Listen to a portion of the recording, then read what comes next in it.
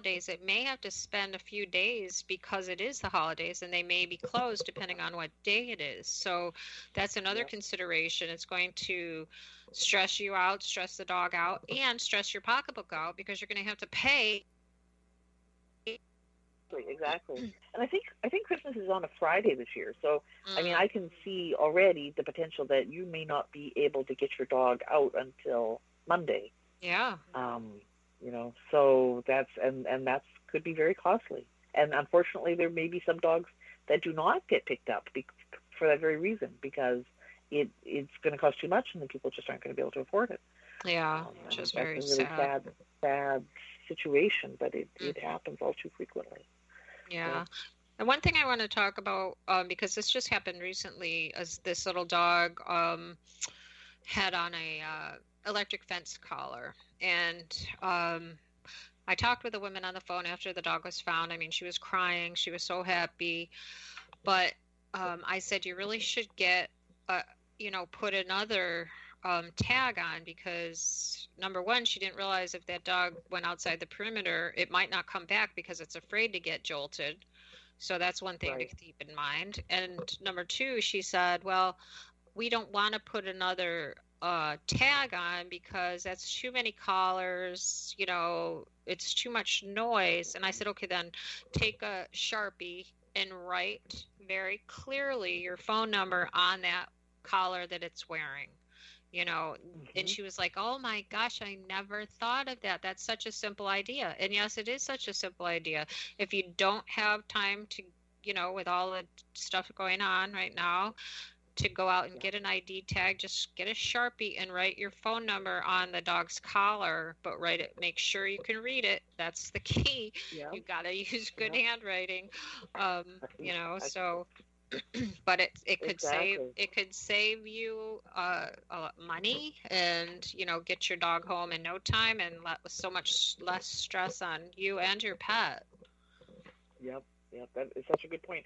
And you're right. And I don't know why there isn't a fence company that just makes a better collar that has a way to easily put some identification on it. But Yeah. like you said, just do what you need to do in a pinch because that is a problem. People think, well, I've got a collar on my dog, but there's no identification on the collar. Yeah, And something I and always and for say. Go yeah. ahead. Sorry. Go ahead. Well, and for the life of me, like I think that's always one of the things that I just don't understand. People put a collar on their dog, but then neglect to put a tag on. I just don't Yeah. understand it. Yeah, I don't either. I think it's just because it's one more thing to do. It's just one Yeah, more thing. yeah, That's why I'm like, okay, if you yeah, can't do that one more thing, then just write on it. At least yeah, it's something. At least it's something. yeah. But one thing I say, sort of joking but sarcastically, is the one thing we hear over and over again is, oh, I the dog doesn't have its collar on right now. It just got a bath. And I'm telling you, there are more clean lost dogs out there than I've Yeah. ever heard in my life. You know, Isn't that the truth? Yeah. a lot of fresh and clean lost dogs. Oh, but it's like Yeah. they have to make up an excuse, but I see it over and over and over again, and Mhm. not to make light of a lost pet, but it's so much easier to Right. just put the collar on. My little dog, he's getting a little chunky, and he's always got to be on me every second. And I was petting him and I thought, geez, Rambo, your collar's getting a little snug. So I loosened it a notch because we haven't been walking enough. And I thought, geez, how easy it would be to just take this off. But no, I'm not going to take it off. Right. Right. He's I know. microchipped too, but Yeah. I'm not going to take his collar off of him. He'll get Yes. over it, you know? Yep. Yep. Exactly. Exactly.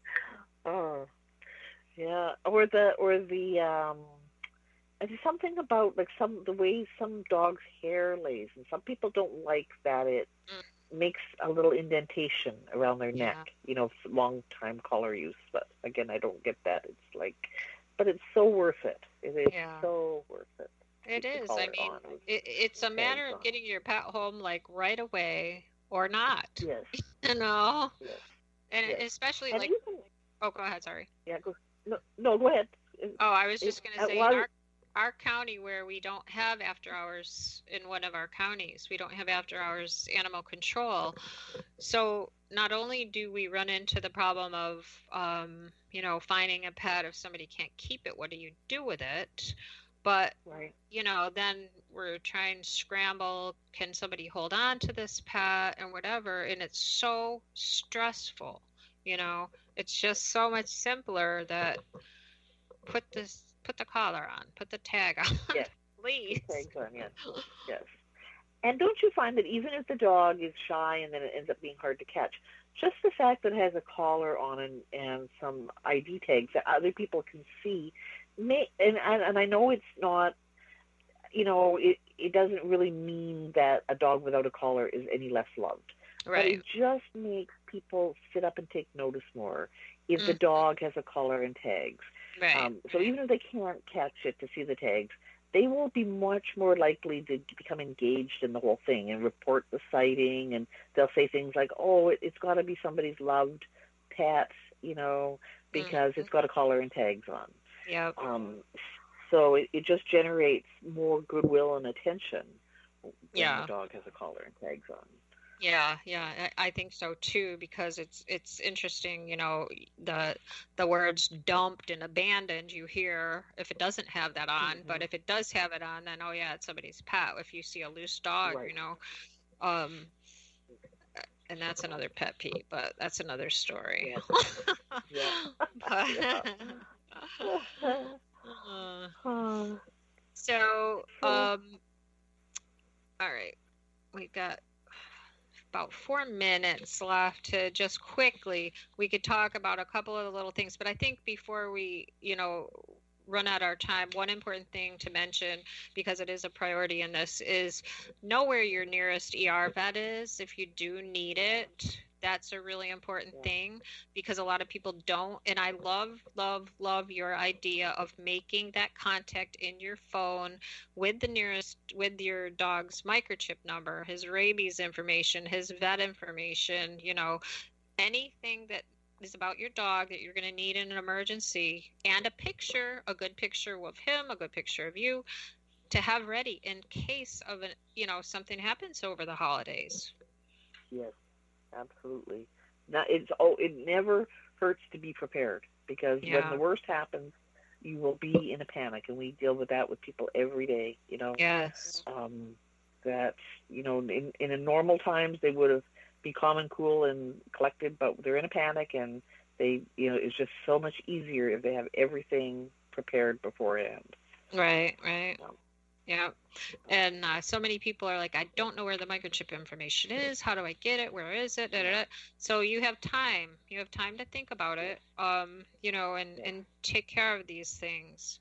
And I guess we yep. may run out of time, so let's just tell people, do you have something on your webpage, Kathy, about other holiday risks, as far as the food and whatever, that they I can don't look at? think, yeah, I don't think we do just because we've Okay. kind of always tried to focus on keeping your pet safe. I Right. know that there are ones out there, though, about things that your pet shouldn't eat and, Mm-hmm. be careful about tinsel and glass ornaments and that sort of Yeah. stuff.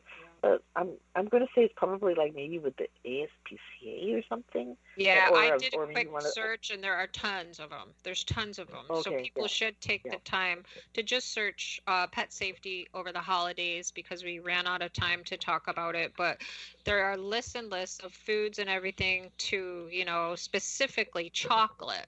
yeah, Chocolate right now and any turkey bones or anything like that, and some poisonous plants like holly, mistletoe, poinsettias, just to name a few things. So those are some things that people really need to think about as well. yep, absolutely.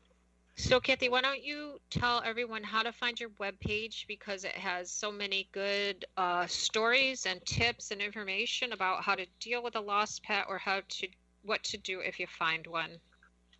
Yeah, absolutely. So on the web, we're lostdogsofamerica.org. And on Facebook, we are just Lost Dogs of America. I mean, we try to post tips and articles that are kind of timely. And yeah, I know on the website, if you just go over to the right hand side, so these sorts of tips that we talked about today would be under prevention. That would be Okay. the category they would be under. Okay. And it is really important to go over it again, because even if you're traveling for whatever reason, the things you talked about are super, super important. So it's almost Christmas, and the holidays are here. Today was the first day of Hanukkah when we are taping today. The show will be on in 2 weeks, and so we just want to remind everybody to have a happy and safe holiday, to keep your pets safe.